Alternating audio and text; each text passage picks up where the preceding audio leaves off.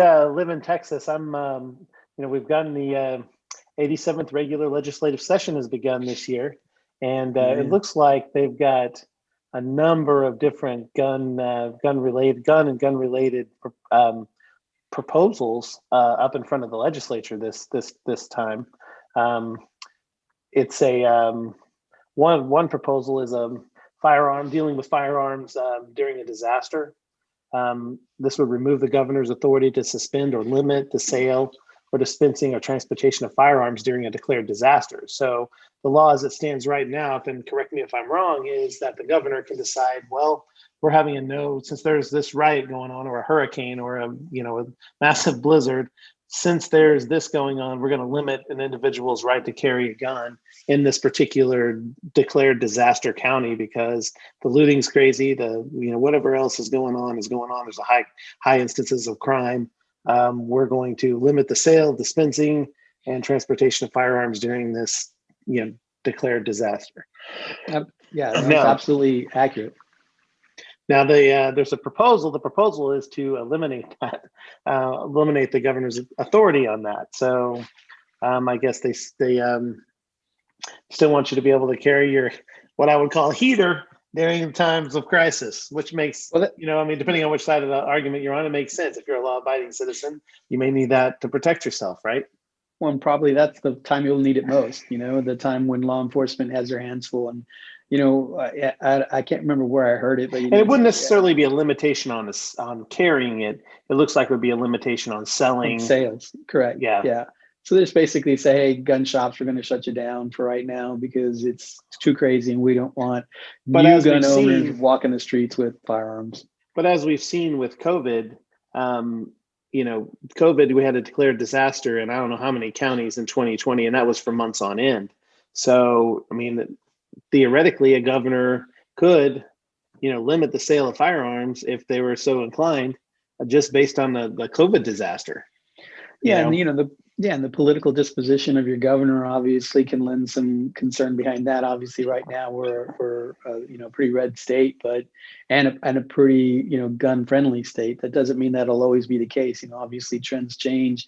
Individuals who get in there, and you never know. You get somebody who's a little dictatorial and says, I don't want them, and how can I limit them? That's sure one way to do it.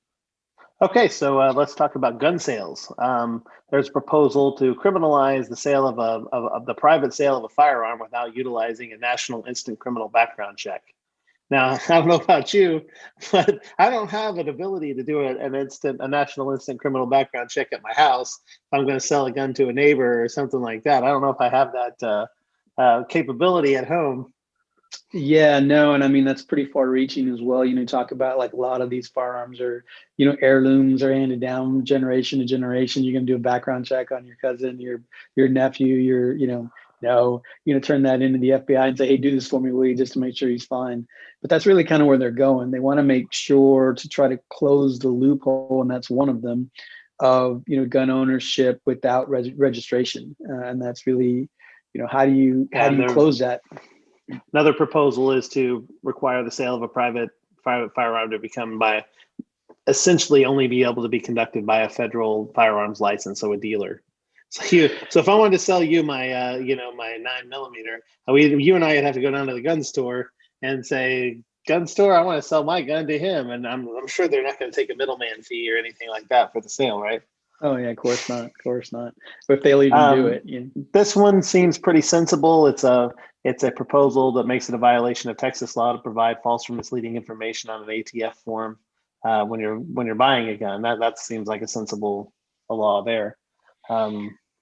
State and federal, majority of federal offense, but sure, let's go ahead. The law is all about redundancy, man. So I'm cool with that. And then there's a proposal to require the gun dealer to notify law enforcement if a federal firearms transaction was denied by an FBI background check. Oh. So, yeah, just the reporting mechanisms. I understand really kind of where they're going. It's interesting that it's every legislative session that they're going to bring in. There's always going to be new bills, and you tell me whether any of this stuff is actually going to pass.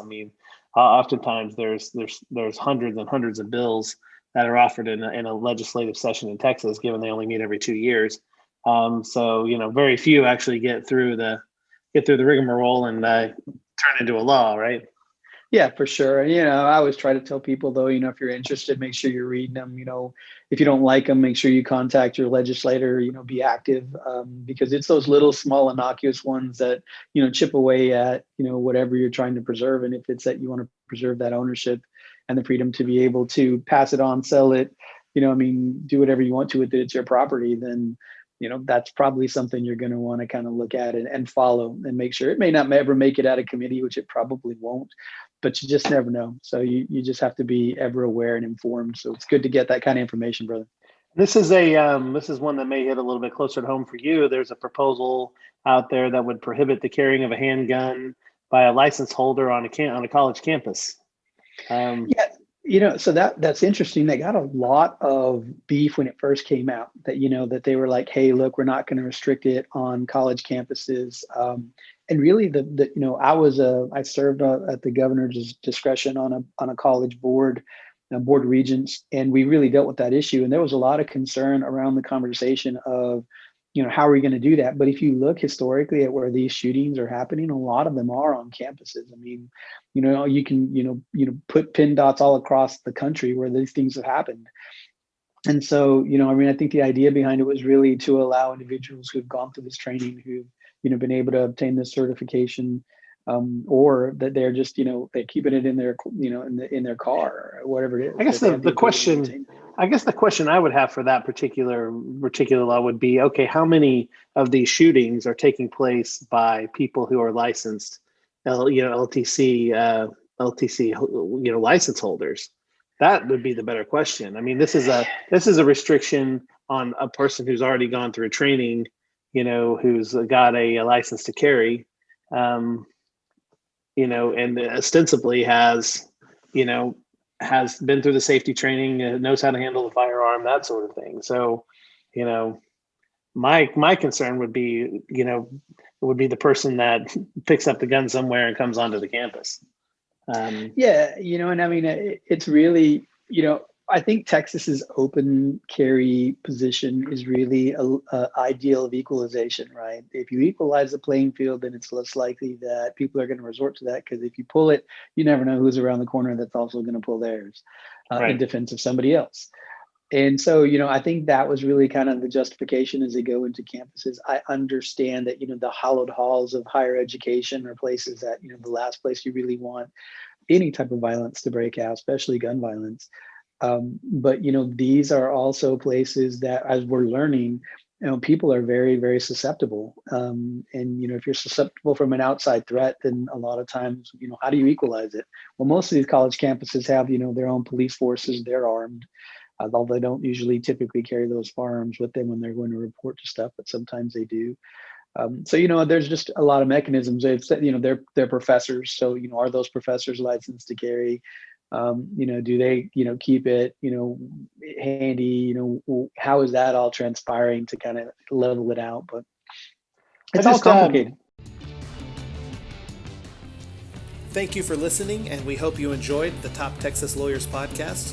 If you would like a consultation with either Brian or Sam, please call 1-888-981-7509 or visit us on the web at astxlegal.com. Once again, that's astxlegal.com. Thank you very much.